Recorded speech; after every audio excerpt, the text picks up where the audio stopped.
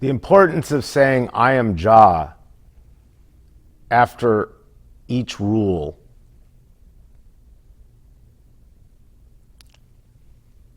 is reminding the audience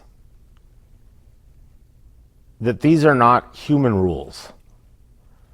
These are not human constructed rules. These are rules from God. And so,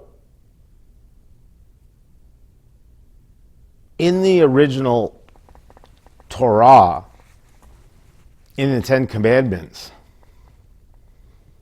after each commandment, it says, I am the Lord your God. Now, why does he say that? He says it because he's declaring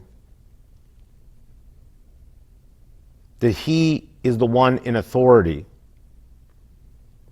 He's reminding us of who is in charge and what's required of us. So, in the same way that in the Tanakh, after each commandment, he says, I am the Lord your God, it's a power move. It's saying, hey, I'm in charge. You must submit to this. But we're not forced to do something bad. On the contrary, what he's forcing us to do is to live a way in which we don't hurt ourselves and we don't hurt others. And that's what these 10 rules are. These 10 rules are how not to hurt God, how not to hurt ourselves, and how not to hurt others. And the 10 rules, with the 3 rules of Christ, are the entire ethics of God and Christ in its most bare bones form. It sums up all of it. And we know that the 10 rules are a necessity because Christ himself says it over and over again in the Gospels. People come up to Yeshua the Christ and say, how do I get into heaven? And he says, live the 10 rules. Especially love God and love other people.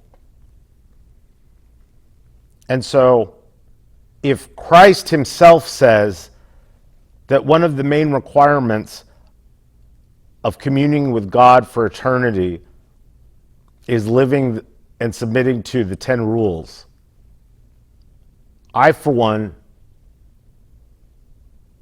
jump at the chance and say yes. When we live the 10 rules, our lives change. Our personalities change. Living the 10 rules is a main tool that God uses to free us from our bondage and torment. And a lot of people who aren't Christians say, oh, the Bible is legalistic, the Bible is this, the Bible is that. But let's look at what God is actually saying. So, 1, don't worship any other God but Jah. 2, don't make any kind of idol. That is because God is without form. We are not to make images or statues of God or any other God. It's idolatry because God cannot be represented with an earthly physical symbol.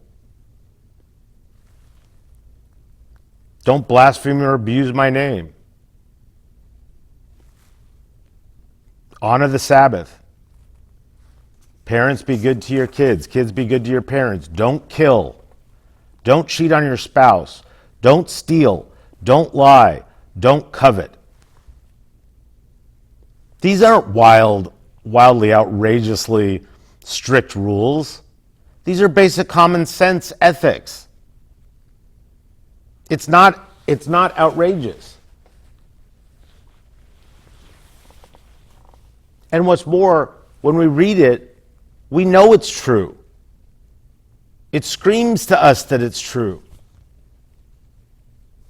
And when we admit that it's true, and admit the power of the 10 rules, and submit to the 10 rules, and live the 10 rules, God uses that as part of our healing. It is another tool that adds to the end of our torment and suffering.